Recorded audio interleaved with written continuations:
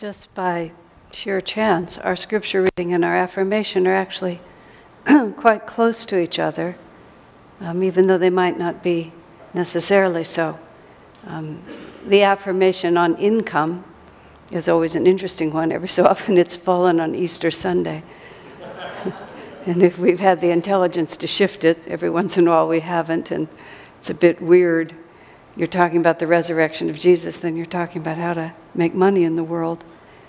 But in fact, there's a lot that overlaps here, interestingly enough. The whole subject of money is an interesting one in itself, too, of course.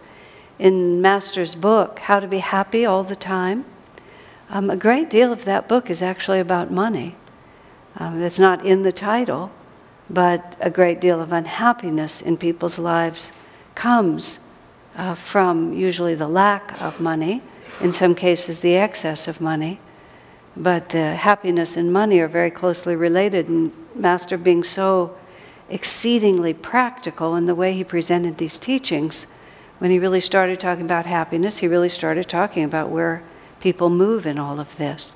Money has two realities. One is it's our form of security. Makes us very, very nervous, most people, not to have money or to know where money is coming from. Money gives us a certain amount of freedom. When we have money or have confidence that we can make money, it allows us to make choices that if we feel constricted or the lack of it, then we become also simultaneously very tense because we feel our options are extremely limited. I mean, the nature of this planet is we have to work hard for money, just the way it is. The first time I went to Hawaii many years ago, I went with Swami, and he commented about the Hawaiian Islands. After the missionaries arrived, and disease and certain puritanical Protestant attitudes were brought into the islands, especially disease, life became much more difficult there. But he said prior to that time, when the Hawaiians had it all to themselves, he said incarnating there was sort of like not quite coming onto the material plane. The weather was always temperate. You didn't have to work hard to make shelter or to find food. Food just grew or came from the ocean. You could make your clothes out of what you could find. You could make your homes out of what you could build. You could be inside and outside. He said when you didn't really want to be on Earth but needed to come a little bit, he said you would come and sort of hang out in Hawaii for a while and then go back to the astral world. After the missionaries arrived, everything began to change. But that's when we shift from Kali into Dwapara Yuga, as we're doing now. It's just as a sidelight, but it's worth noting. Kali Yuga was a time where everything was very separate. It was the material age on the planet. It came to an end in 1700. But everybody was very isolated. Cultures were very isolated. A whole civilization could grow up without any regard to any other civilization. It could just live all by itself for generations like that. But that's because form was rigid. When form began to dissolve and energy became the reality, then all the cultures begin to blend together, which is exactly what you find now. It's very difficult to find an unspoiled place. Everywhere you go, you find the same restaurants now, the same food, the same clothes. English is becoming the all-pervasive language, and indigenous cultures left and right are just getting obliterated. From a certain point of view, one feels that a great deal is being lost when you're looking at it in a smaller picture, because this used to be here, this had unique characteristics, this gave people pride of culture and position, and now it's just all being wiped out in favor of something not so particularly wonderful as a whole right at the moment. But what's really happening is that in higher ages you see forms dissolve, and in higher ages you have a global civilization. When Purushottama wrote his book about the yugas, which is these long cycles, one of the proofs of having been at one point at a higher apex in refinement on the planet where there was a global culture is that even among indigenous peoples, you could trace back to so many original myths and original stories that were all the same. And even language traces back to so many similarities. And he used that as proof of the fact that we've been more evolved and then have de-evolved into all this separate fragmented, and now we're coming back up the other side. So naturally, all of these differences are being dissolved. From a certain perspective, you get worried about it, but if you look at it from the point of view of the divine ages, the yugas give a completely different perspective. Even many rather vicious creatures are dying away. When Swami saw this great campaign to save the crocodiles and save the alligators in the Everglades, Swami said, why would you want to preserve such a dull-minded, vicious creature? What would be the actual value of it? Yes, it's true. It fragments the ecosystem when we start dividing all of this. But you see, we're moving from a whole yuga on the planet to another one. And how can that happen without there being significant change? And what we're working with in our scripture reading also today, I'll come back to the subject of money in a moment. What we're dealing with our scripture reading today in a very subtle way is what we're dealing with is the difference between outer form and inner consciousness. And the entire spiritual path is the difference between outer form and inner consciousness. And what Yogananda brought to the West was the realization that outer form is not the point anymore. Just like everything else that's happening on the planet, self-realization is a Dwapara Yuga understanding of spirituality, and how we look and what we do is not the definition of who we are. Over the course of Kali Yuga, Jesus came in Kali Yuga descending. The nadir was reached 500 years after Jesus died.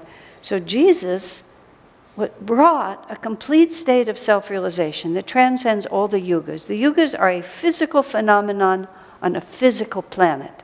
And they are essentially the backdrop in front of which the soul acts out its journey. And sometimes the soul incarnates in extremely gross physical times, because that is the backdrop that is the appropriate one to act out the drama that you need. Generally speaking, in such times, spiritual individuals separate themselves completely from the world around them because it's just impossible to deal with. After Jesus died, the Desert Fathers, for example, became a dynamic example of what spirituality was. They just walked away from everything, went as far from civilization as they possibly could, dedicated themselves entirely to inner consciousness. And Jesus planted the highest truth so that all souls could keep finding it. But what happened was it became more and more, Christianity became more and more devoted to the form, more and more devoted to the rituals and the exact articulation of the dogmas and the authority of the priests and the ordination like this and the ritual for this, and everything was done. I was talking about this some last week in terms of Divine Mother. Everything was done in terms of what it looked like. And very little emphasis, because very little awareness was there of what really matters is what our consciousness is. Because even the most evil person can make himself look good. You can behave in a proper way. I remember once when people used to carry those big boom boxes, that's what we called it, before they had earbuds and the little tiny ones, or this moving concert hall in their car that would go down the street. But people would walk around with these big things like this, and playing, generally speaking, music that I didn't particularly enjoy. And I said something to Swamiji about, they look like regular people, but look what they're doing. And I remember so seriously he said to me, "Oh, if you could see their consciousness." Like that. It was a very chilling remark when he said it. I'm not going to speak of every person who imposes that kind of music on the world. But nonetheless, it was an interesting comment. He wasn't at all, Swami only saw the consciousness. He didn't see the form of what he was looking at. There's a story very odd story told of a movie star, a very glamorous Hollywood woman who came in to see Master and started trying to seduce him with sexual energy.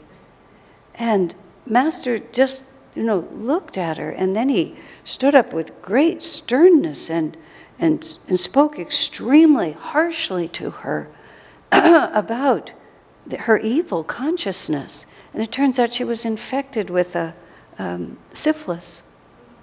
And out of hatred, she was trying to infect as many men as she could. And Master looked at her and said, "You have a beautiful exterior, but you have a dark and evil heart. What are you doing? Why are you living this way?" Of course, his desire was to help her, but he wasn't fooled for a moment by seeing that. There was another story told of Master when he was invited to speak at a very, some kind of a social event of very wealthy people. And after he was invited as a guest, and afterward the host wanted him to speak. The hostess wanted him to speak. And Master said, "I don't think so. It would be better if I didn't." "Oh, you're the guest of honor. You must speak." I think it would be better if I didn't speak," he said. And finally, she insisted. So Master stood up, and he excoriated them for their selfishness and their worldliness. And, he said, you're lusting after each other's wives, and you're sitting here with so much pride. And he just ripped them to pieces. "Who are you really?" And he said afterwards, many of them were weeping because they knew he had spoken the truth to them. Now, these are extreme examples. And it's easy for us to just say, well, I'm not going to be like that. But then we come to Martha and Mary, which is what we were talking about last week and what we're referring to this week. Now, Martha and Mary are two of Master's most devoted, of the Masters, of Jesus' most devoted disciples. And you have this picture drawn of Mary sitting in silent communion at the feet of Jesus, and Martha making sure that all the people who've come to see Jesus are fed. I mean, it's a very practical matter. I often think about the 3 days after Jesus was crucified before he was resurrected. I suspect that somebody was making soup, saying to all the terribly distraught disciples, "At least you've got to eat," and everybody's so worried, but still we have to eat, and somebody has to take care of us. And Martha's realization that, well, when Jesus comes to see us, he brings this huge entourage, and everybody has to eat. And it's very generous of her to take that into her mind, that she has to do it. And of course, it's work for her to do it, and it takes her away from the opportunity to just sit and listen to Jesus talk.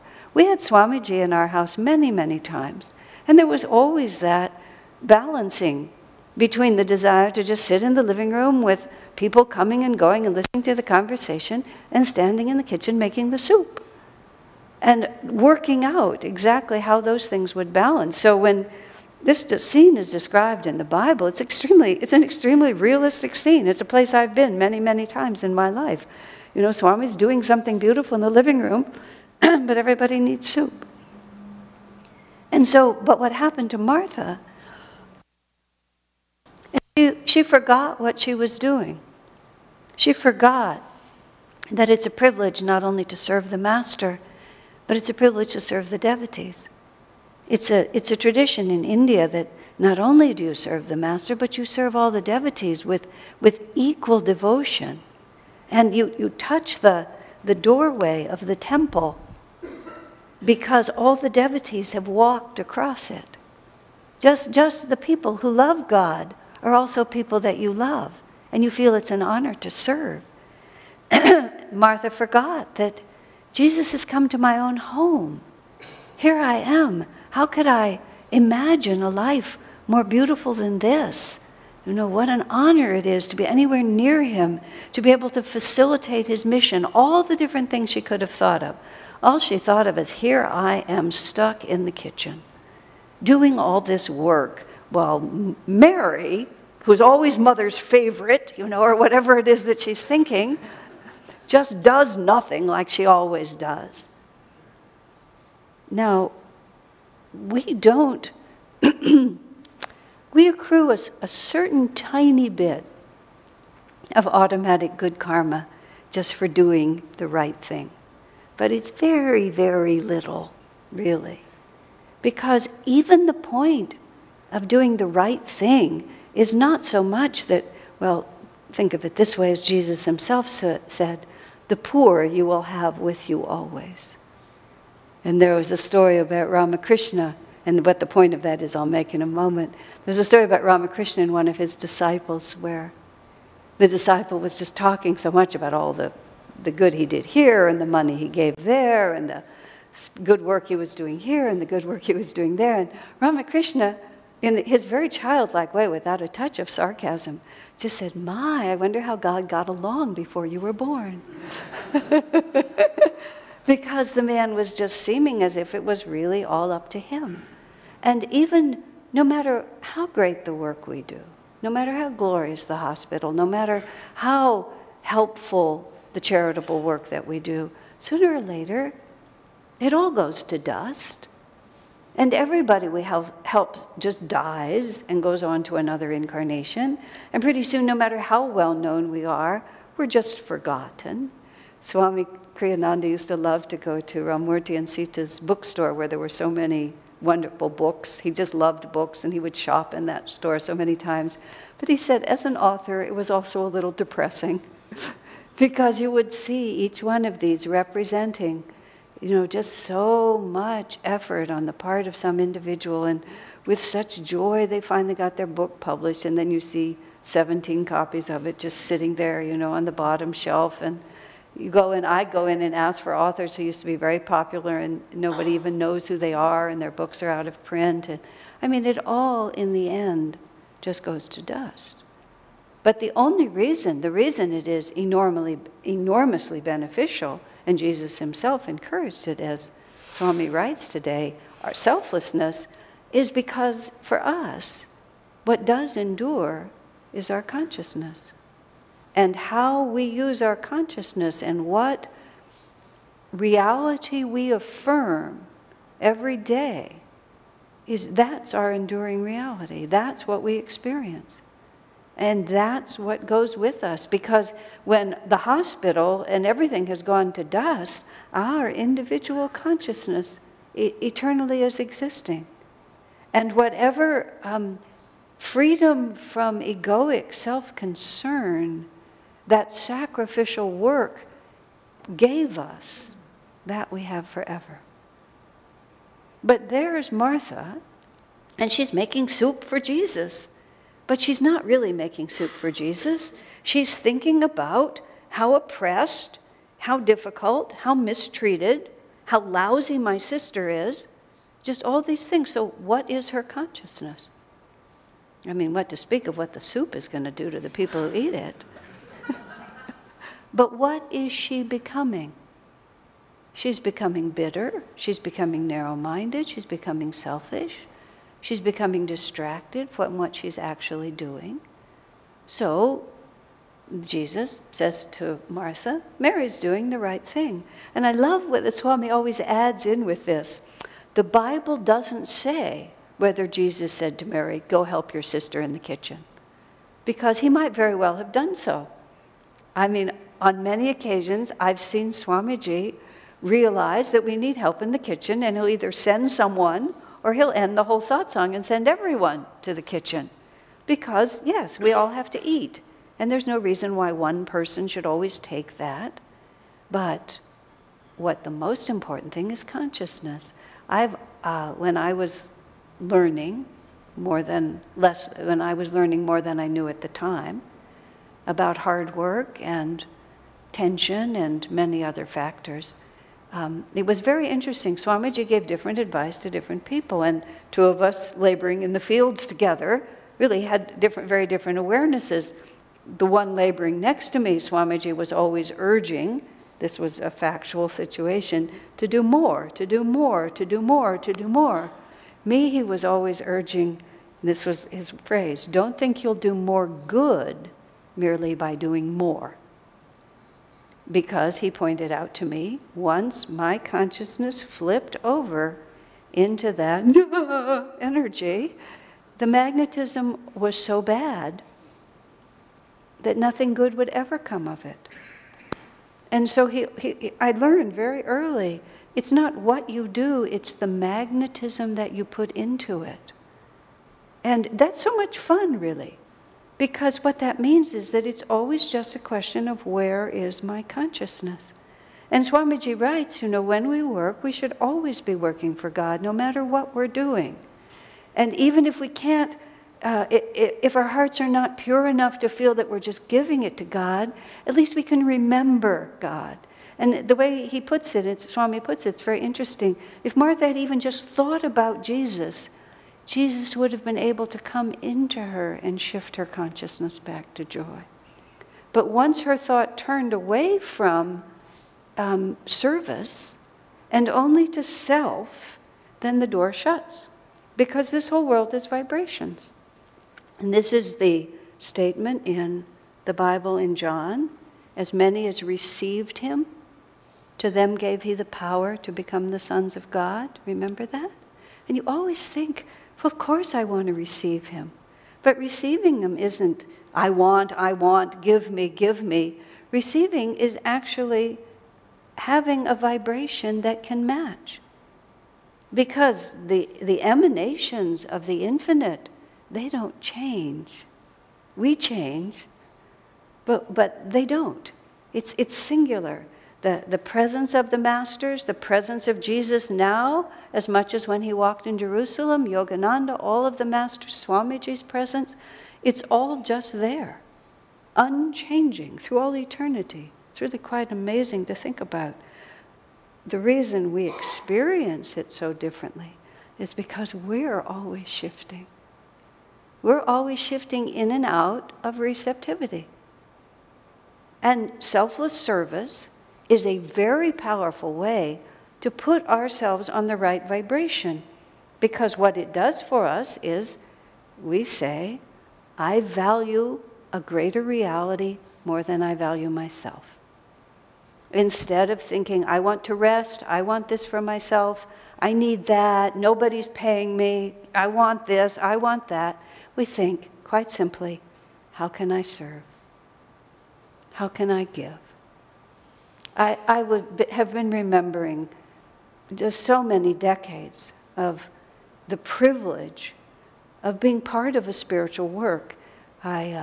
Because we're coming up to Swami Kriyananda's birthday, I was remembering in the very early years of Ananda Village, even celebrating Swamiji's birthday, everything sort of had to happen. There was a time when everything was invented.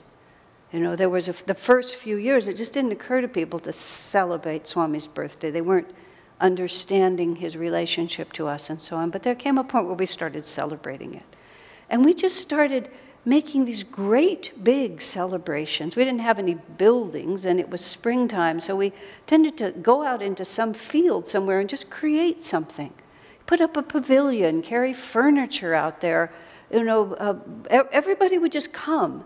And we'd make what was really like an astral universe for a few hours. A big chair for Swamiji and presents and food and everything. It was an enormous amount of work. But whoever thought of it as work? It was just like, how can we have fun just being together? And all through the years of this temple and the holidays that we do, and it's not about work. It's about how can we share joy with each other? What can I do with my consciousness and then manifest something through my consciousness? Whether it's the altar, whether it's the tablecloths, whether it's the dinner that we're having, the music that we're going to do, the entertainment, the chanting, whatever it might be. But it's not the thing itself. It's how can I transfer my vibration of God within me into some form that others can also enjoy. But as soon as it becomes, oh, nobody's helping me, it's so much work, I can't do this anymore, really? But who loses then? because the thing itself disappears. Those birthday meadows that we used to set up for Swami, it was so delightful. In the morning it wouldn't be there, then it would be there all day, and in the evening it was gone. I particularly liked the ephemeral nature of it. Somehow I enjoyed it more because it was so ephemeral, because then you realized it was only the vibrations. It had only ever been the vibrations. This is what Martha and Mary are telling us. Mary has the part that is needful, because Mary understands it's the vibrations. And then take those vibrations and be active with them. Most of us need to be. I mean, almost all of us need to be. Swamiji writes, only if you can really meditate in super consciousness can you do it all with meditation. Everyone else has to actively overcome the ego on a day-to-day basis. I mean, just let your guard down for just a minute. Comes right back in, doesn't it? You have to just start over. You know, you're tithing a steady 10%, and then maybe you think, I only need to tithe 8. Maybe 5 would do. You know, I've been volunteering for lots of activities, but you know, after all, it's winter, gets dark earlier, I need to stay home. Where is my consciousness? That's all Jesus is asking us. And if it's not where you want it to be, what can we do? What can we do to make it better? You know, I said I would speak more about money, so just to keep my word, I'll probably just touch it now for a second. But what's so beautiful in that story that Swami tells us about income in the today is that he's talking. Let me just find it now. Oh yes, the word I love is security. That's what I was looking for. Where does my security come from? And what is the nature of this world? Is this world really just vibrations and energy? Or is this world the fixity of the material form that those vibrations take? And what we're learning on the spiritual path is the nature of reality, nothing less than that. You know, we move up into this place where we just realize it's my magnetism. And you know, I can have all the money in the bank, but what really makes me safe is my relationship with God. Because then I know He can always reach me, He can always touch me, unless I close the door. That's why Jesus scolded Martha, because she had shut the door. She was right there with Him, with Jesus, but she had shut the door because of her worry and her self-concern. There's so many incredible stories. This is a story that is a very old one, but I was remembering it this morning. Let me think how it goes. There was a sadhu who lived out in the forest, and his son lived with him. And his son had been so protected in the forest that at that point in his life, he'd never seen a woman. And in some reason, he had to go into the village. And maybe the father sent the son and knew. And the father goes to the village and knocks on a certain house where the father had sent him. And it was a very simple village, and the women often went bare on the chest, even after they were grown, until they were married. So when the door opens, this woman opens the door, and this young man is looking at a woman's chest when she has developed breasts. He'd never seen a woman before. And he became quite concerned that there was something wrong with her. And he looked so alarmed. The woman called her father, and the father was also a wise soul. And he says to the young man, recognizing who he was spiritually, "My son, what is your difficulty?" And he says, what's wrong with him? No, that's just the way God made him. Why did God make him like that? So then the father begins to say, well, in the event that we should find her a suitable husband and she should marry, and in the event that the fruit of that union would be that she becomes pregnant, and in the event that that child comes to term and is born and is healthy and lives, then that child will be able to use those breasts to draw nourishment And it will be the source of his life so that he can grow. And then the young man just begins to weep and weep. And the father says, "My son, what is wrong with you?" He says, "If God could provide so perfectly for someone who may never even be born," he says, "why for one moment do I ever worry?" That's where we're all going, friends. How quickly we get there, how much we suffer along the way, well, that's between us and God, isn't it? So let us do our best. God bless you.